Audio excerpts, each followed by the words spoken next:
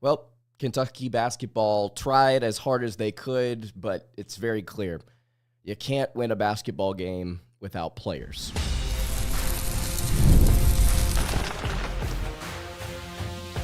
You are Locked On Kentucky, your daily podcast on the Kentucky Wildcats, part of the Locked On Podcast Network, your team every day. What's going on, Big Blue Nation? Welcome on into Locked On Kentucky, your daily Kentucky Wildcats podcast. I'm your host, Lance Dahl. Thank you guys so much for tuning in to the live stream. If you're watching live, if you're listening to the postcast, thank you so much for tuning in there as well.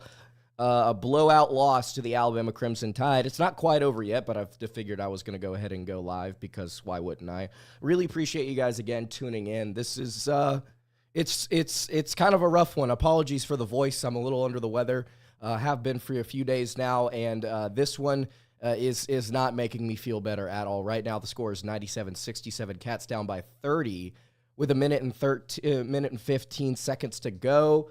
This one is just about over, and gentlemen, it is very clear, and there's no debating it. You cannot win a basketball game without players, and that's where Kentucky found themselves tonight.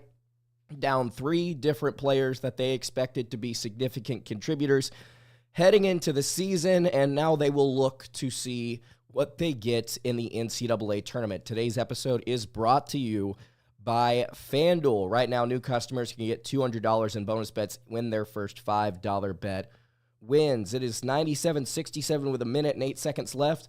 Alabama just inbounded the ball, and it looks like they turned it over, so we got about a minute and 5 here before this one officially wraps up. Again, I really appreciate you guys tuning in on the live chat. Great Kentuckian, as always, in here, and they say it sucks, but all I'm glad about is that we at least won a game in this talented conference. The haters will be on here claiming this is just Pope being bad, not the fact that we lack depth and refs. I'm not going to mince words here. Anybody that thinks that this was a product of bad coaching is just an idiot. There is no other way to put it. You are an idiot if you think that Mark Pope lost Kentucky this game. There is no other way to put it. I apologize. Colin Chandler makes a three-point shot to cut it to 27 with 42 seconds left. Alabama has just clamped down on the Wildcats here in the second half, and they have hit just about everything that they have thrown up in the second half. Alabama shooting 58.8% from the floor, 9 of 16 from beyond the arc. Can you imagine, as Jaden Mott says in the chat, what this team would look like if they were healthy? This was an incredibly competitive game in the first half, and we're going to get into it just briefly. But there was some things that kind of pulled away from Kentucky's momentum there towards the end of the first half. Redhausen says losing by 30, injuries or not, is unacceptable for this university. I disagree. I think that's a bad take. I think if you're down 2 starters and your backup point guard and you are down to what is essentially your fourth-string option at point guard, and then your leading scorer goes out for a large chunk of this game, after being hit in the mouth on what was considered incidental contact after the same officiating crew a couple of weeks ago ruled that Butler's what appeared to be incidental contact was intentional contact in a flagrant one. You were without yet another ball handler. It's the reason why you lost this game was injuries, and it's the reason why you lost it badly. I did not really, now that I'm kind of sitting here, I'm not shocked by the results. Frankly, I kind of understand why Kentucky lost this game as badly as they did, as it's now up to 99-70, and that looks like that is going to end up being the final score. Yeah, no, I disagree. Kentucky losing by 30 to what is going to end up being a 1 seed at a neutral site, I think checks out, considering you were down 4 different players that could have handled the basketball for you. You cannot blame this on Pope. You can't blame this on the players.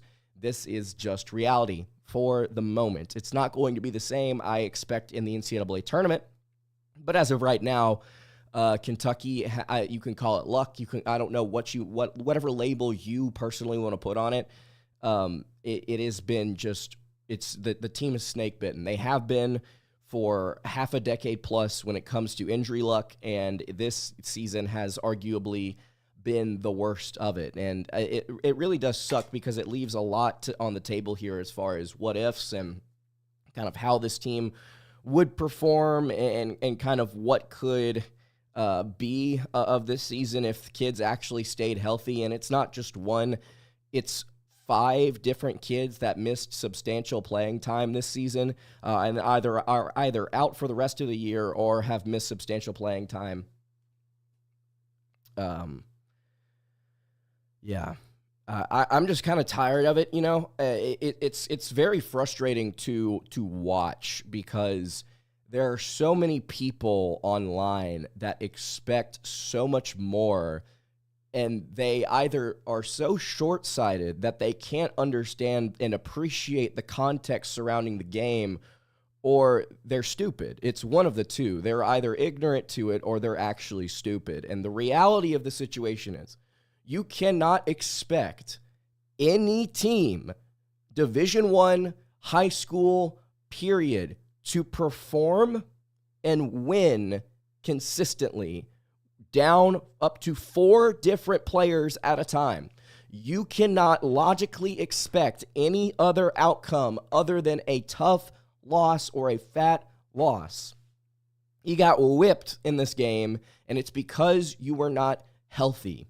The reason that we know it's because Kentucky was not healthy is because of what happened against Alabama in Rupp Arena way earlier this year. It was a competitive game that Kentucky blew away at the very end, some costly turnovers and some stupid decisions, and Bama found a way to win. Offensive rebounding, creating turnovers, that's what they do.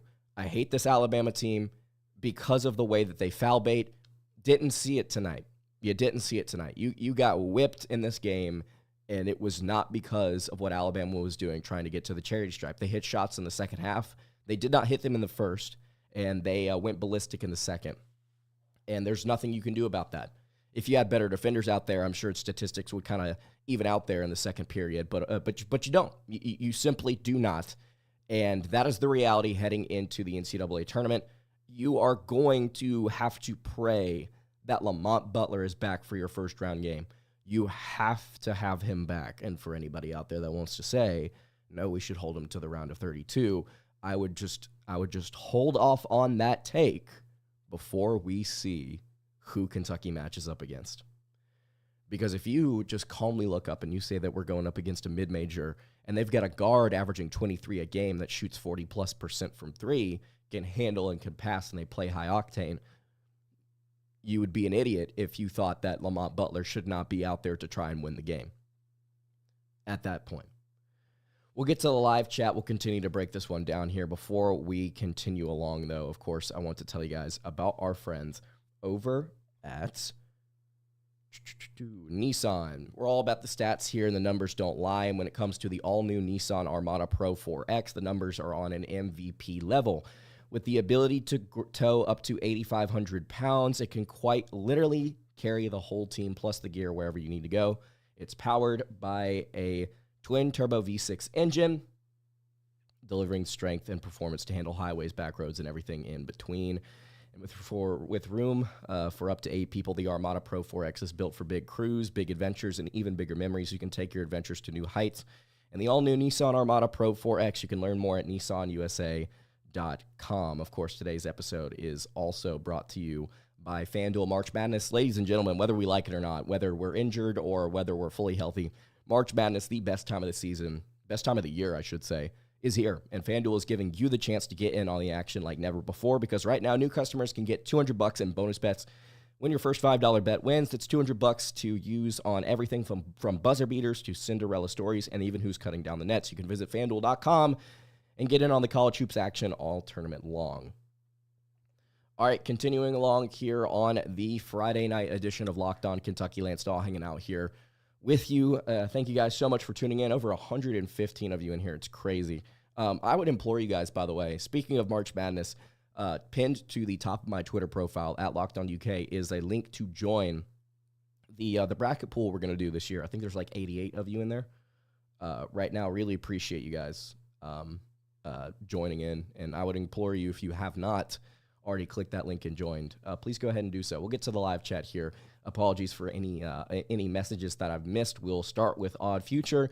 Can you please talk about how Pope needs to step up on his recruiting, asking for NIL money to give players the best teams, have the best athletes? I think he's doing that. I'm going to go out on a limb and say that he's doing that.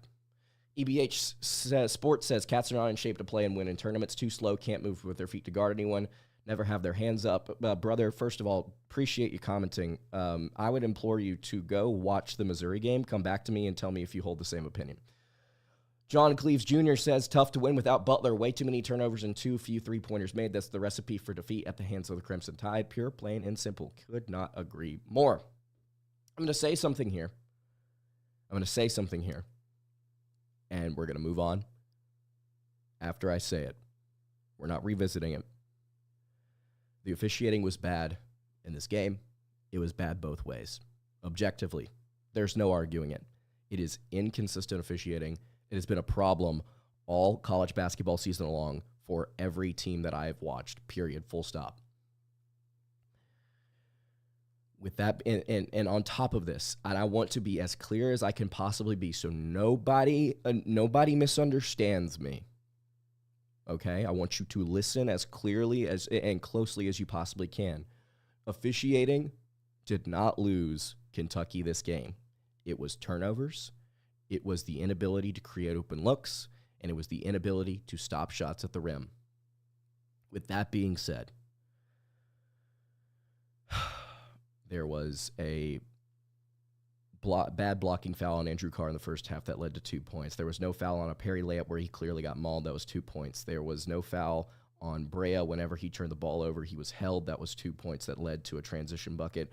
Owe was bloody, and there was a foul on Otega Owe. You may say, well, that's not a foul. You're right, it's not a foul, but it's the same officiating crew that officiated the Auburn game a few weeks ago where Lamont Butler apparently had an intentional elbow to the face of an Auburn Tiger, whereas this officiating crew decided it was incidental contact, and Owe was literally on the freaking floor bleeding. That led to 3 points. Let's see here.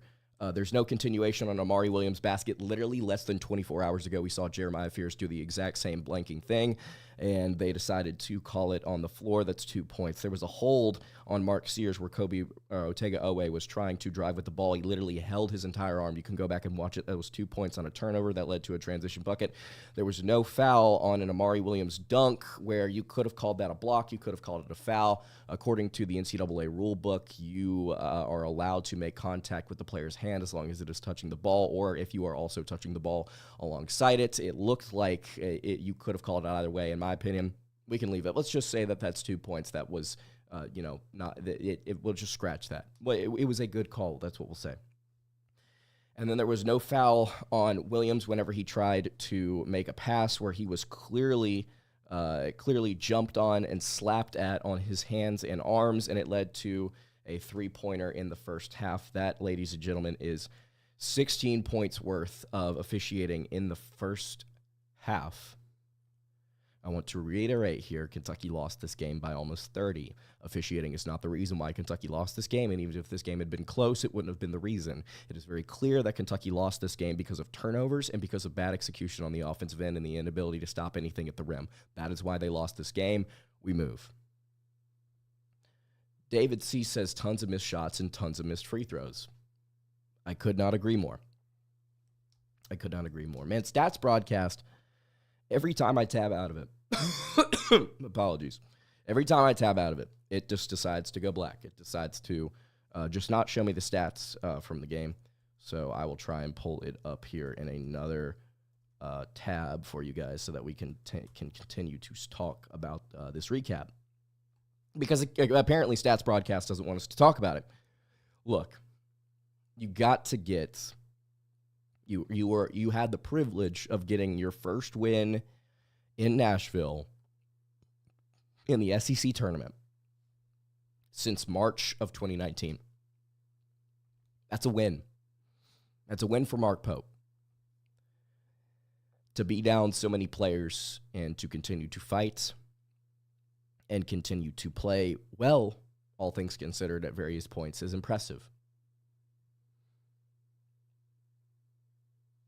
You have to take the victories where they lie. And the reality is Kentucky's going to be a top 12 team in the NCAA tournament. They're going to be a 3 seed. It's probably going to be the second or best 3 seed. We'll continue to break it down on Selection Sunday.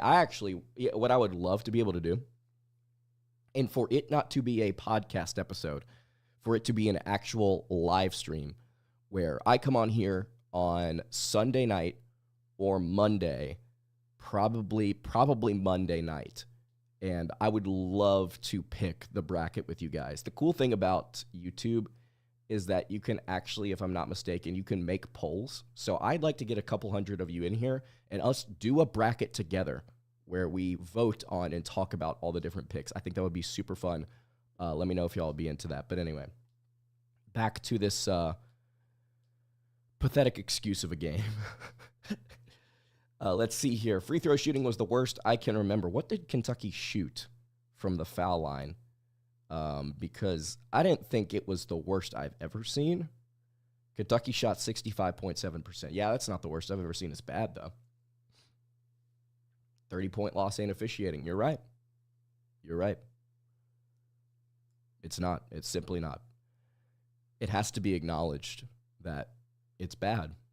It's bad across all of college basketball this year, and there's nothing we can do about it. There's nothing we can do about it. I tweeted this out at the beginning of the game after the blocking foul, where even Jimmy Dykes, who agrees with every call that an official will ever make, he could charge a player with manslaughter, and Jimmy Dykes would be like, yeah, see, you put two fingers on a guy that's considered manslaughter in the state of Tennessee. What a great call by the officiating crew. It's going to be 2 foul shots. What a great officiating crew.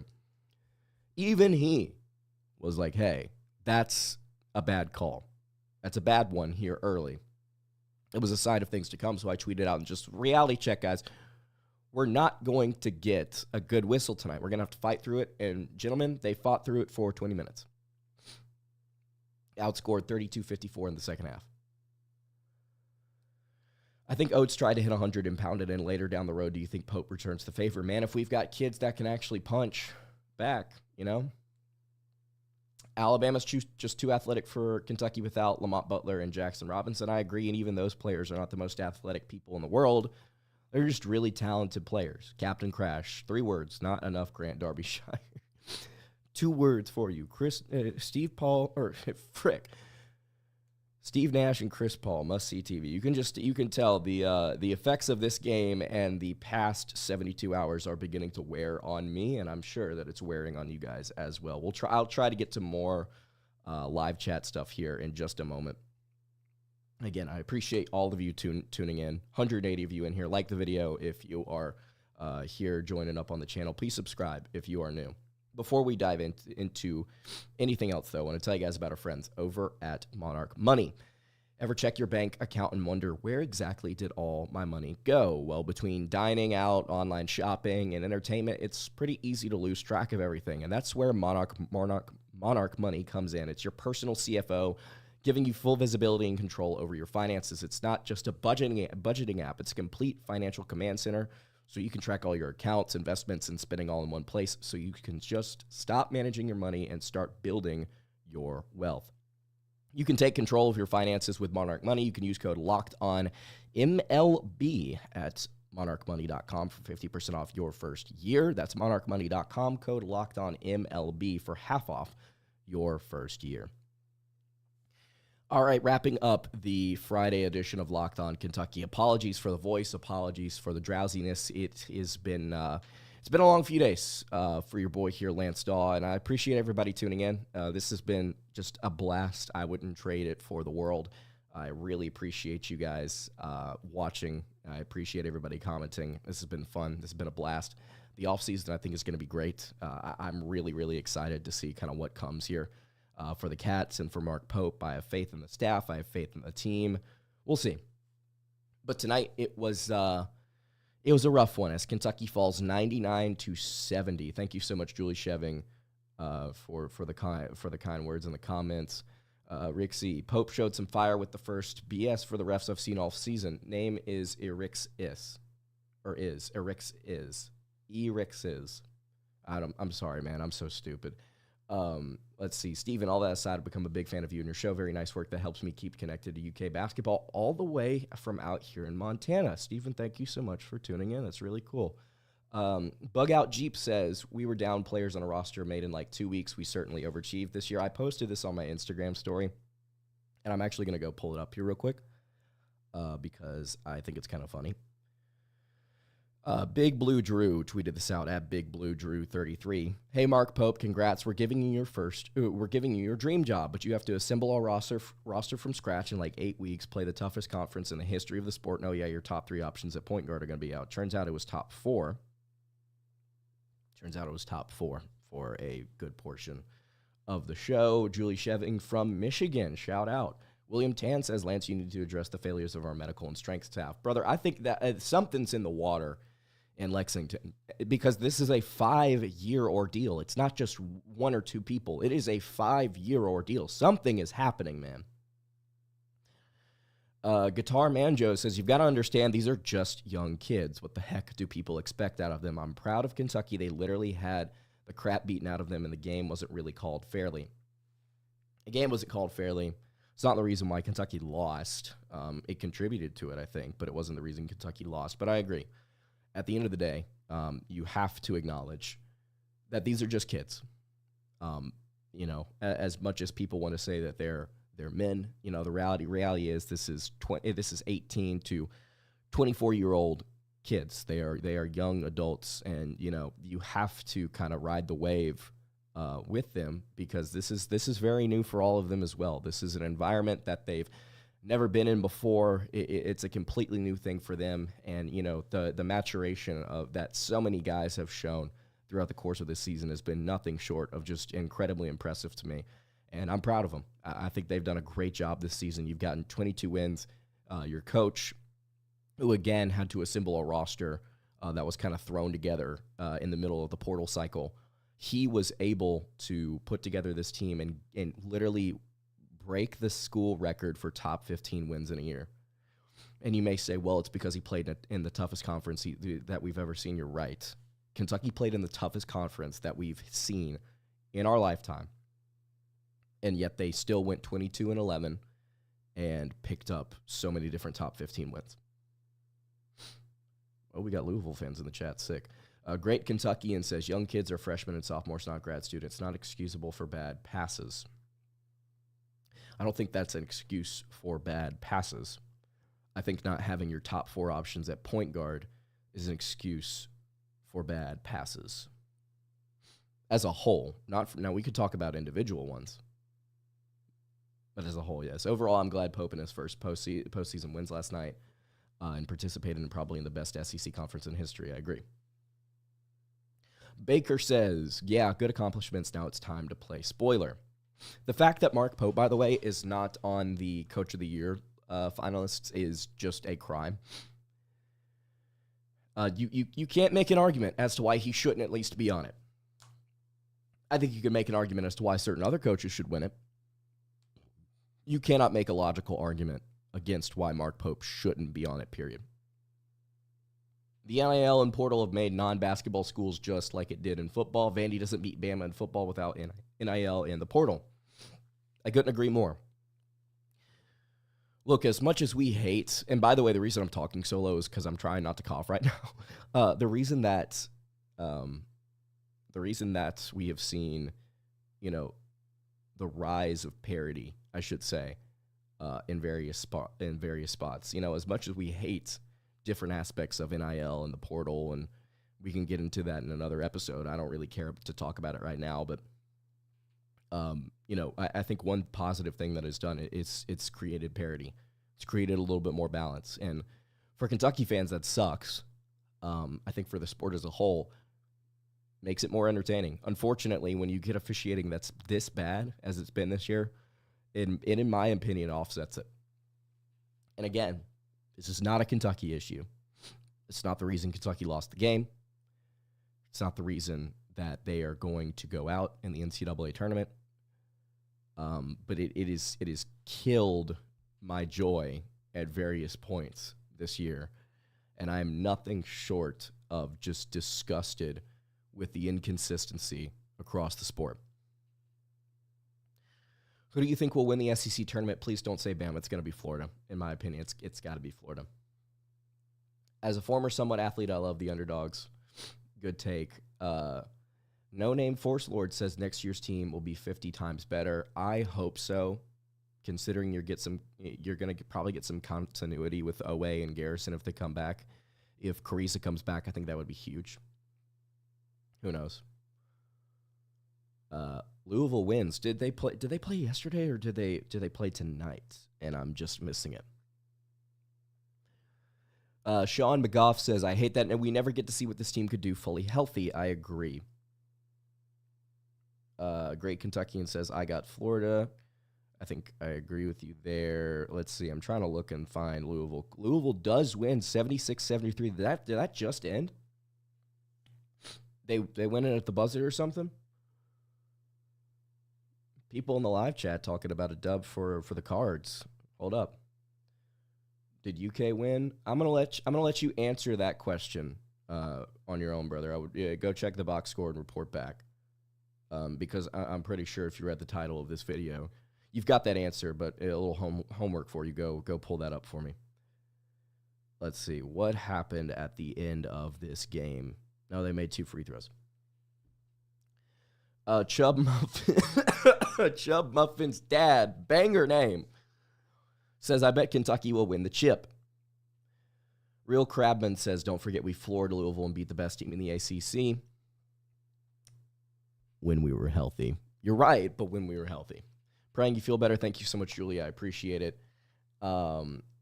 Loserville would have finished 14th in the SEC. I don't know where Louisville would have finished in this conference. I know they would have been. I know they wouldn't have been as good as Kentucky. They wouldn't have been 10-8. If we get Butler back and healthy, what is a successful season with the current state of the team? If no Butler, what are your expectations? Without Butler, I think that the first game that you play is a genuine toss-up depending on the matchup. I think with Butler, you should control the game. And if we get him back and healthy, I'm assuming you mean into the season.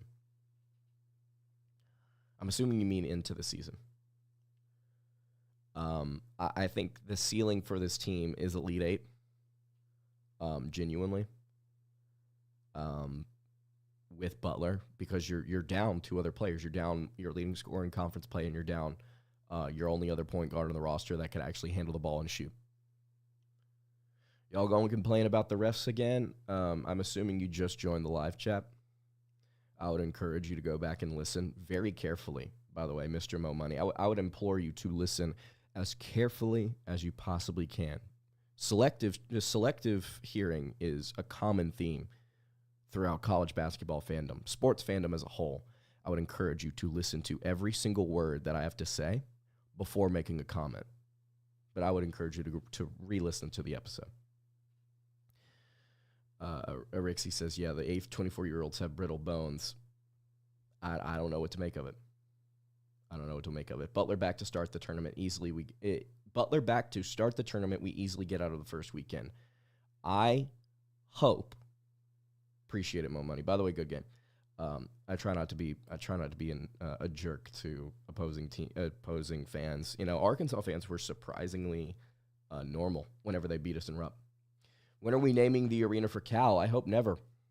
On that note, Joseph Stewart says, tough loss, we will rebound. I still think we make the Sweet 16. It's very, very, very, very, very much so on the table, by the way, just for anybody out there wondering. Look, if you can beat Missouri, who's a top 15 team in the country, you can make the Elite Eight. Now, can you beat a 1 seed? Can you beat Duke, Auburn, Houston, or Florida/Alabama? I don't know. Like, UK is the only team that has injuries. Did I say anything about them being the only team that has injuries? Is that just off the table? In this conversation, in this argument that I'm presenting to you, saying that Kentucky having injuries is the primary reason why they've struggled. At any point in this conversation, does pointing out the fact that other teams struggle with injuries as well make my point any less valid? Frankly, I don't think it does. That was stupid. David C. says, already a season. We started with no team. Miles Roundtree says, make it to the Sweet 16. I would call that a very successful season 1 under Pope. Stephen says, do you think we still get the 3 seed line, or do you feel like we've dropped to a 4? No, I think we hold on the 3. You've got, 10 or 11 quad 1 wins? If you're not a 3, that's criminal. No, I think that we hold on to it. Arkansas is the only team that's heavily injured, but they started with fewer players. Yes. I'm not arguing that other teams have struggled with injuries and haven't struggled with injuries. Excuse me. They have. Louisville has, for crying out loud. Before the season started, they're down several players. Not as many as Kentucky, but they're still down several players. And yes, it causes issues. No crap. I'm not saying it doesn't. Horrendous D all night. Couldn't keep Bama guards out of the lane. Owe would be a great player if he'd look to get his teammates involved. Great penetrator, but never looks to give it up. I think those are all very valid criticisms. Francisco Castellano says, make changes. College basketball games should play 4-quarter games like high school and pros. Better officiating this year than officiating has been. Awful, bad calls. I think that's something that's been going around on Twitter right now, is the opinion that we should switch to quarters. I don't have a take on it right now. I'd have to really think and do a little bit of research and kind of give my opinion. I don't want to just throw something out there. But yeah, I think it's interesting to say the least. You can't go zone against Bama. Hey, they tried. It didn't work. Tony Wilby says, we have no point guard. That's the difference. I don't know if it's the entire difference, just having no point guard, but it's certainly a big part of it. Still, Real Crabman says, decent, still tied the league record for top 15 wins. Gary Allen says, tough to stop elite-level point guard like Sears without Butler. Still think Pope has done an amazing job this year.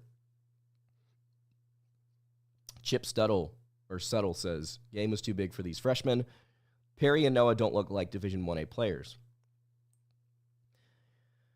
I think that one of them doesn't. I'll leave it at that.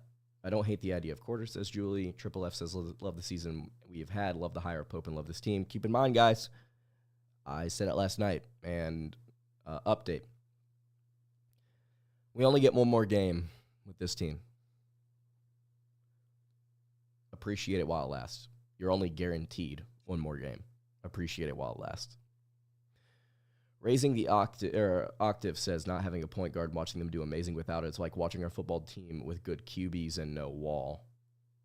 Or the opposite, not having a quarterback and still making it work. Shout out Lynn Bowden.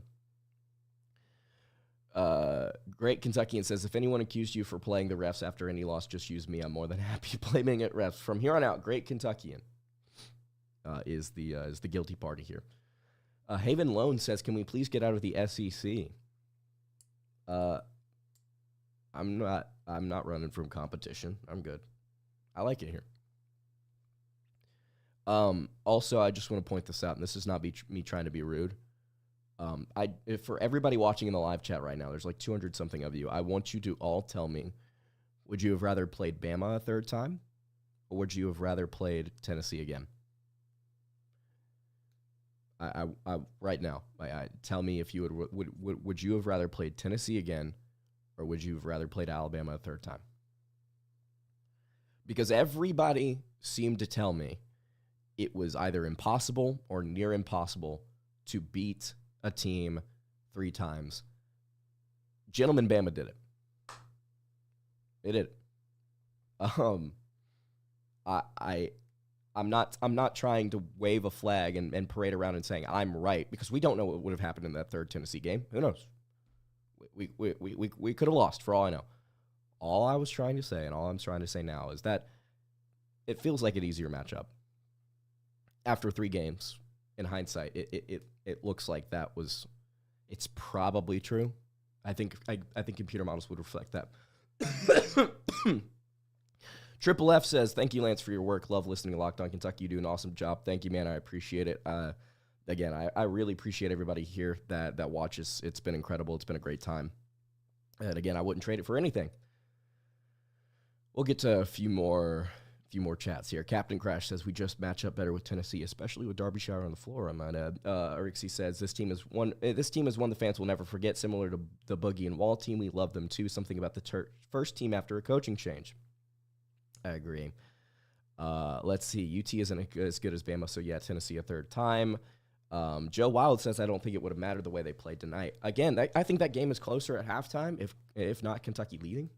And, I think, I don't know. Hog on it says, Tennessee is an easier matchup of playing less than 24 hours the night prior. Bama just plays with a different motor offensively. Not saying we should run for competition, but we need to get out of the league. SEC officiating is horrible. I think the SEC officiating needs to get out. Take care of yourself, Lance. Appreciate it, David. Twan Van says, makes no difference who you play. You can't coach, can't defend high school, can't beat you. I don't know what you're trying to say there, but I'm sure it's something about coaching. Do I need to tap the sign again about what we've accomplished this season with the content? It's contextual. Something that this fan base and most fan bases struggle with so much is they don't look at the context surrounding an issue, a positive thing or a negative thing. They don't think about what's happening around it. They just look at the one thing and saying, Kentucky lost by 29 tonight. And the meltdown. Praying we don't draw Lipscomb in the first round. I think, yeah, probably. Jacob Fritz says, it has no influence on turning seed Bama. It would have been nice to pick up another win against UT, though. I agree.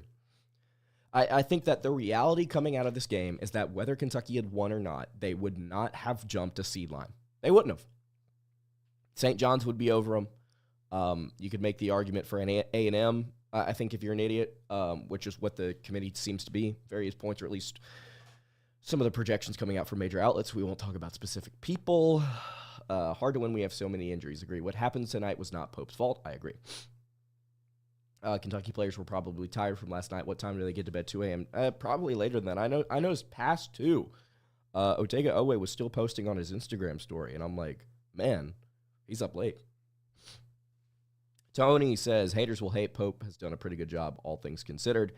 And we move. Ladies and gentlemen, we are less than 48 hours away from the announcement of the NCAA tournament bracket. I'm excited. I'm not going to lie. Tonight sucked, but I'm excited. And I'm sure you guys are too. Thank you guys so much for tuning in. Really appreciate everybody in the live chat hanging out, talking with us. That's going to do it for tonight's episode of Locked On Kentucky. You can follow the show on Twitter at Locked On UK. You can follow me on Twitter at @LanceDaw_ and follow the show over on Instagram. That is at Kentucky Podcast. Any questions, comments, concerns, you can leave those in the YouTube comments below. You can hit me on the socials. I will see you all tomorrow for another episode of Locked On Kentucky. Hope you guys have a great rest of your day, and God bless.